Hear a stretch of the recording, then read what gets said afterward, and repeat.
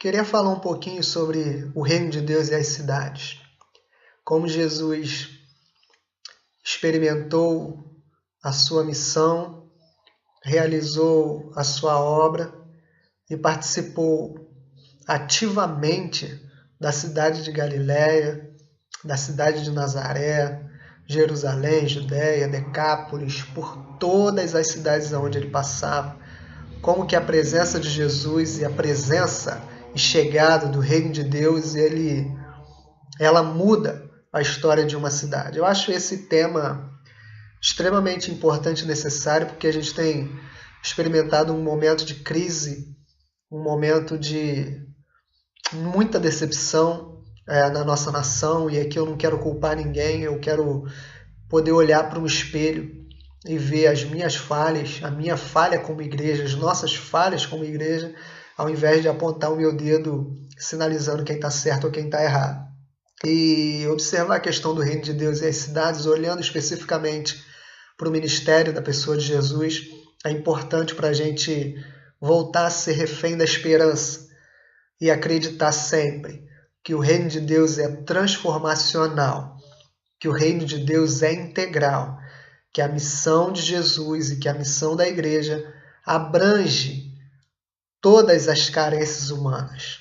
O texto de Mateus 4:23, ele é enfático, porque diz que Jesus ele foi por toda a Galiléia, ensinando nas sinagogas deles, pregando as boas novas do reino e curando todas as enfermidades e doenças entre o povo. Notícias sobre ele se espalharam por toda a Síria, e o povo lhe trouxe os que estavam padecendo vários males e tormentos, os endemoniados, os epiléticos, os paralíticos, e ele os curou. Grandes multidões o seguiam, vindas da Galiléia, de Decápolis, de Jerusalém, da Judéia e da região do outro lado do rio. Nesse texto, falando sobre o ministério de Jesus, esse ministério dele que era integral, a gente observa o alcance da sua pregação. Ele toca as questões espirituais,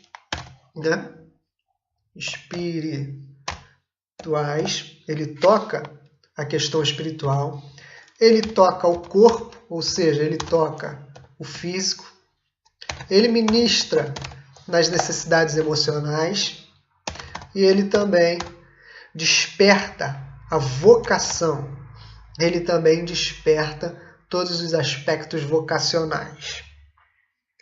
Deixa eu botar aqui vocacional, que é melhor. Ele desperta todos os aspectos vocacionais. Nesse ministério de Jesus, que era integral, a gente observa que ele, segundo o texto de Mateus 4:23, ele toca o espiritual, ele toca o físico, ele toca o emocional e ele toca o vocacional. Toca o vocacional no sentido de despertar o propósito, a essência, aquilo que há de melhor no ser humano. O problema é que, historicamente, olhando para o nosso contexto brasileiro, nós demos uma ênfase muito grande no quesito espiritual. Desde a chegada de Cabral, aqui em 1500, todas as ações evangelísticas elas foram muito colonizadoras.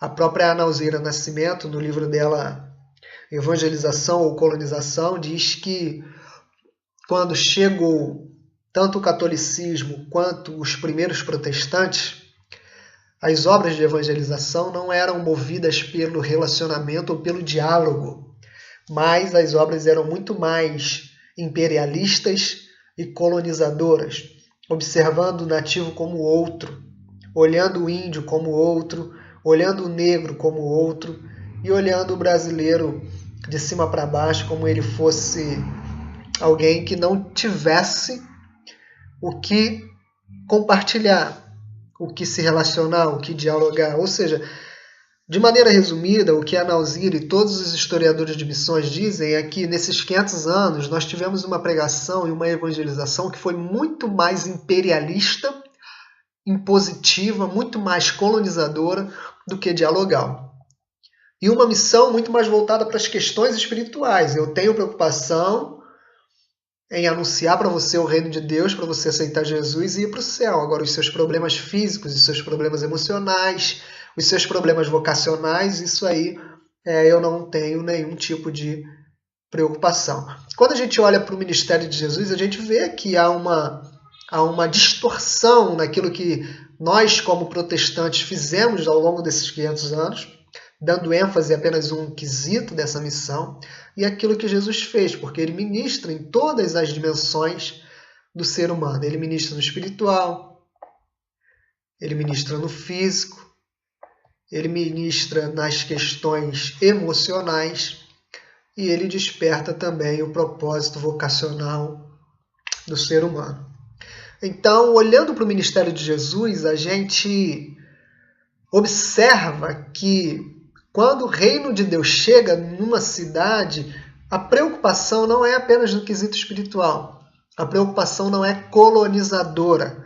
A preocupação não é imperialista, como Colombo em 1492 ou como em Cabral em 1500. A nossa preocupação não é carimbar pessoas e enviar para o céu. Mas a nossa preocupação, olhando para o ministério de Jesus, é o diálogo, é o relacionamento, é tocar as pessoas e é servir. Porque a igreja existe para a gente entrar e adorar, mas ela existe também para a gente sair e servir. E nesses tempos de crise, olhar o reino de Deus e as cidades é perceber que cerca de 80% das pessoas moram nas cidades. E em todas as cidades existem duas brigas. Existem as brigas que são voltadas para tentar estabelecer aquilo que Agostinho chamou de cidade de Deus.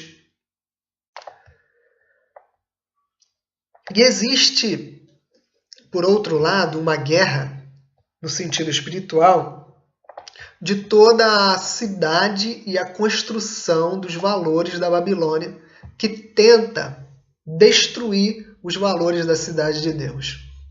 Enquanto a Babilônia tenta pregar e tenta passar os seus valores de injustiça, guerras, pobrezas, mazelas, violência, tráfico de droga e todas as outras questões problemáticas que a gente vê na cidade, como tráfico infantil, tráfico sexual, analfabetismo, desigualdade social, são valores da Babilônia que tenta estabelecer em todas as cidades, em todos os bairros. Em contrapartida, a gente tem aquilo que nós chamamos dos valores da cidade de Deus, ou dos valores do reino de Deus, que é a justiça, o amor, a paz, o shalom, a harmonia e tudo aquilo que Deus ele pensou para a cidade. Porque quando a gente olha no livro do Gênesis, a gente pensa e a gente observa que Deus pensa para a cidade ser como um jardim.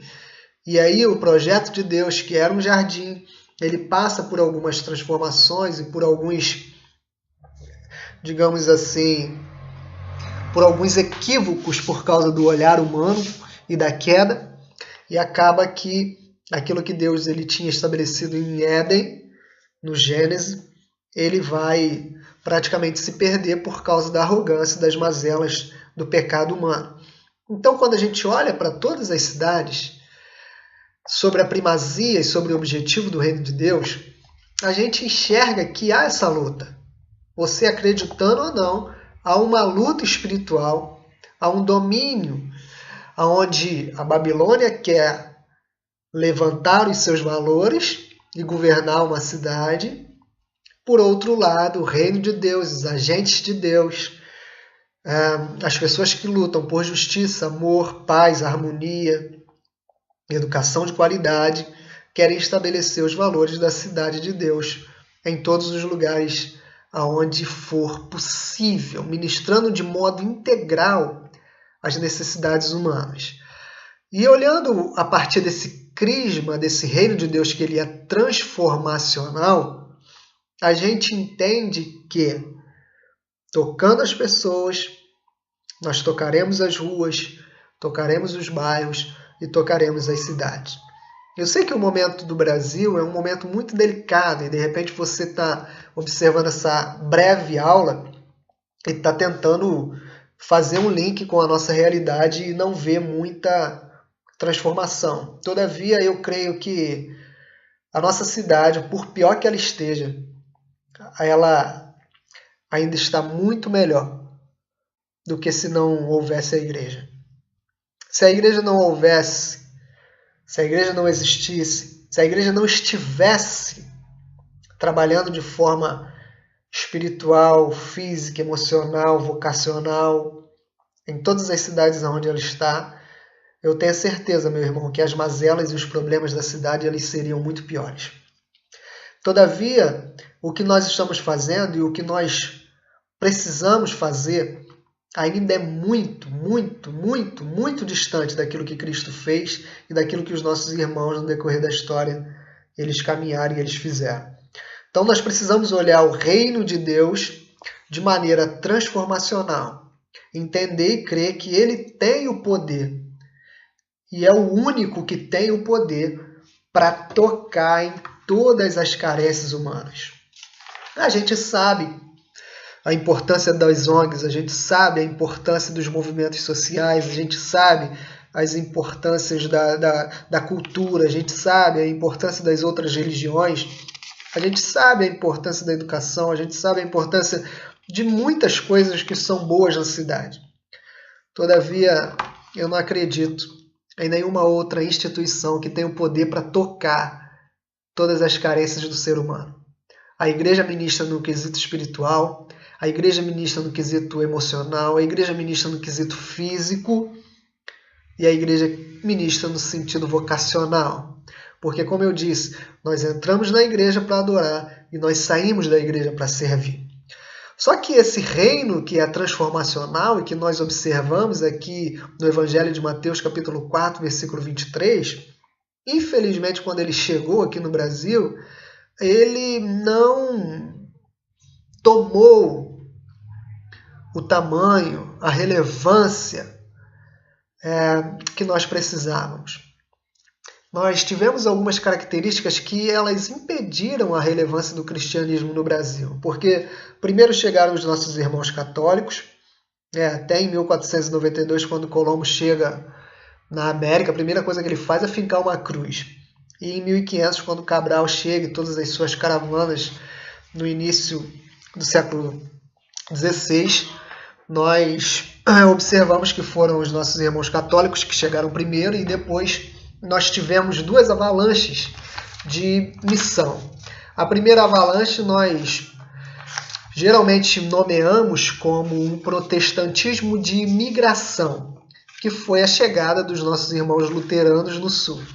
Depois, no século XVI, XVII, XVIII e no século XIX, nós começamos a ter os protestantismos de missão, que foi a chegada dos nossos irmãos presbiterianos, dos nossos irmãos metodistas, batistas, em 1910 os nossos irmãos assembleianos, que chegaram e foram de imediato formando as primeiras comunidades protestantes. E aí agora a gente tem no Brasil uma mistura, porque tem a figura do índio com todos os seus aspectos religiosos, tem a figura do negro que vinha nos navios como escravo e trouxe também todas as suas culturas, todas as suas religiosidades, todos os seus sincretismos. Agora a gente tem a figura do europeu, e a gente tem a figura do afro, do índio, do europeu, e aí a gente tem nisso tudo a formação, meio enrolado com essas questões tecnológicas. Aí a gente tem nisso tudo a formação do nosso povo, do nosso contexto nacional.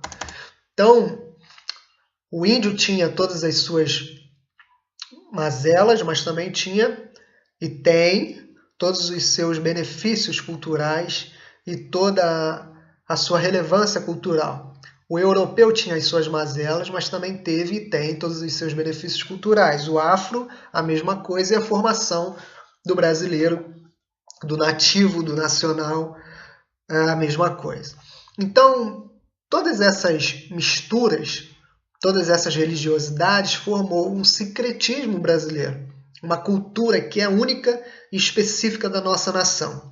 E como eu disse no início, nós tínhamos aqui os católicos e depois começaram a chegar os nossos irmãos protestantes, nas figuras dos metodistas, dos presbiterianos, dos batistas e dos pentecostais.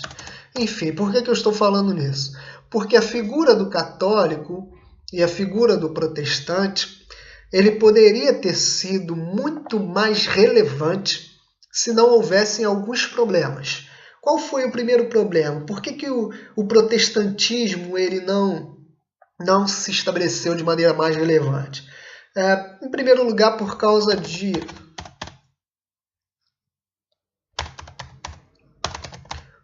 do anticatolicismo. Faltou uma aproximação com os nossos irmãos católicos. Faltou diálogo com os nossos irmãos católicos.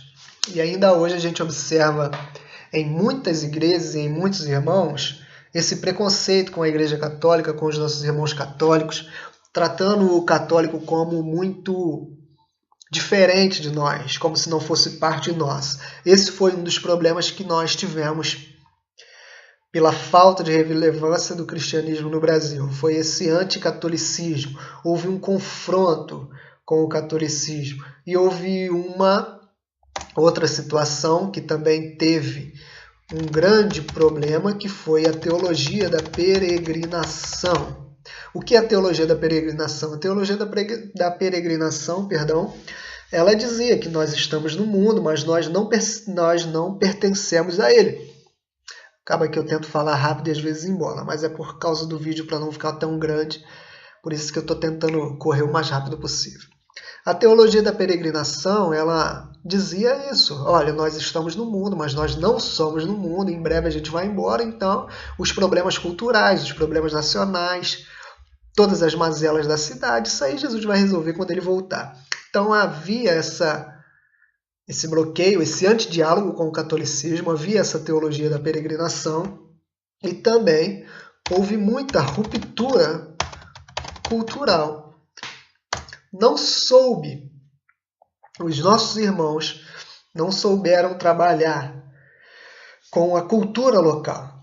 O protestantismo ele começou a se construir em cima da negação cultural.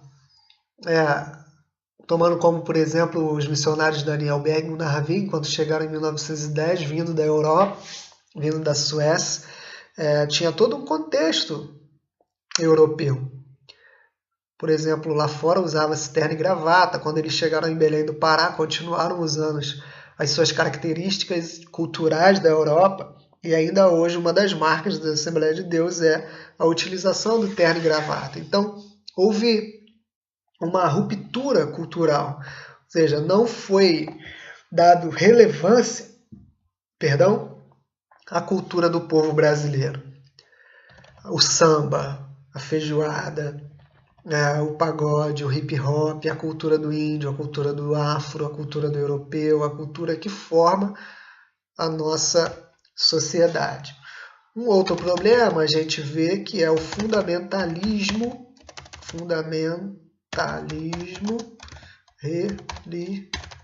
religioso. Fundamentalista, ele não se aproxima de ninguém porque ele se acha superior. O fundamentalista, ele impede o diálogo. O fundamentalista, ele se acha o dono da verdade. Aquele que tem um fundamentalismo religioso, ele tem uma mentalidade isolacionista, ele é anticultural, ele se acha o bambambam, ele é o colonizador que a Nausira conta no livro dela, Evangelização ou Colonização. O fundamentalista religioso é aquele que não concebe ouvir o outro, é aquele que se impede o diálogo, é aquele que não está preocupado com aquilo que o outro pensa, porque ele se acha pura e simplesmente o dono da verdade.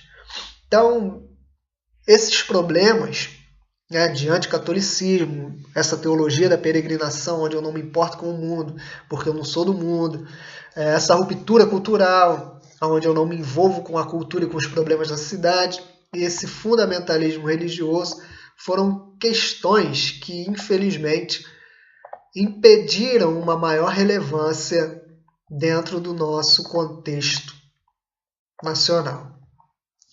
Então, olhando essa questão e olhando esse quesito, olhando esse problema, a gente pergunta o que a igreja precisa voltar a fazer para resgatar esse padrão, esse modelo da pessoa de Jesus, esse modelo integral, que foi nesses 500 anos muito distorcido e que ainda hoje nós temos graves problemas e graves crises paradigmáticas e de missões, porque a gente continua batendo nos mesmos problemas, nas mesmas mazelas e nas mesmas crises dos nossos irmãos do passado. Bom, acho que uma das coisas que a gente precisa fazer, o David Bosch respondeu. Em seu livro Missão Transformadora, ele diz que a igreja precisa mudar sempre para continuar sendo a mesma. Em que sentido a igreja precisa mudar sempre para continuar sendo a mesma? A igreja precisa se olhar no espelho e ver as suas falhas e revisitar os evangelhos. Revisitar a pessoa de Jesus. A igreja no Brasil, a igreja brasileira ou as igrejas brasileiras, eu, tu e eu, nós, ficamos muito intelectuais e baseamos a nossa espiritualidade, às vezes, muito na razão, no intelecto, na filosofia, na teologia, e esquecemos de revisitar os evangelhos. Esquecemos de revisitar a pessoa de Jesus. Esquecemos de revisitar a pessoa do apóstolo Paulo, a pessoa da nossa igreja primitiva e os primeiros anos da igreja, os primeiros anos da história da igreja. Então, Bosch diz que a igreja precisa mudar sempre. A igreja não é uma água parada, a igreja precisa se movimentar, a igreja precisa continuar em pleno funcionamento no sentido de perceber a cidade com outros olhos, enxergar a cidade como Deus enxerga, enxergar a cidade como um lugar de possibilidades para a sinalização do reino de Deus. O Ariovaldo Ramo, no seu livro A Ação da Igreja na Cidade, ele diz que a cidadania cristã é daqueles que reconhecem que é imperativo a presença de justos na cidade. Então a cidade de Mesquita precisa de você, a cidade de Belford Roxo precisa de você, a cidade da Tijuca precisa de você, o Rio de Janeiro precisa de você. E como é que isso vai acontecer? Isso vai acontecer, em primeiro lugar, quando a gente começar a ministrar em todas as dimensões da vida. Não apenas no aspecto espiritual, no aspecto físico, no aspecto emocional, no aspecto vocacional, de modo separado, mas ministrar como Jesus, alcançar todas as carências, todas as mazelas, todas as necessidades do homem e fazer aquilo que o Bosch diz, que é mudar sempre para continuar sendo a mesma. Uma outra coisa que eu acho interessante é que nós precisamos de mais envolvimento cultural. Sim, mais envolvimento cultural. Nós não podemos negligenciar as coisas boas que a cultura brasileira tem. Nós não podemos negligenciar os aspectos da graça comum que nós vemos em todas as culturas, especialmente na cultura do Rio de Janeiro, que está dentro do nosso contexto, e de todos os nossos irmãos na nação brasileira. O outro ponto é que nós precisamos de mais transformação social. E essa transformação ela vai acontecer quando nós, além de observar a pessoa de Jesus, de revisitar os nossos contextos, a gente observar que é através da nossa ação na educação, da nossa ação na política, da nossa ação na família, no governo, nas artes, nos negócios, nas mídias sociais. Deixa eu te dar um espaço aqui. E em todos os outros contextos, vai fazer com que a nossa presença seja uma presença de sal e seja uma presença de luz. Então, para esse vídeo e essa reflexão não ficar muito extensa, porque a gente tem muita coisa para conversar, nesse tema sobre Reino de Deus e as cidades, a gente tentou expressar uma coisa básica, que é olhar para o ministério de Jesus e observar como ele ministrou em todas as áreas da vida. É olhar rapidamente o nosso contexto histórico e observar as nossas falhas. E é olhar os nossos dias atuais e entender que nós precisamos continuar mudando, que nós precisamos de mais envolvimento cultural, mais transformação social e muito mais presença na educação, na política, na família, no governo, nas artes, nos negócios, nas mídias sociais e em todas as situações da sociedade. Eu ainda sou refém da esperança, porque eu acredito que o reino de Deus ele é transformacional. Eu espero que você não tenha perdido a fé e creia que a nossa missão não é esperar Jesus voltar. A nossa missão é trazer o reino de Deus para a nossa realidade hoje.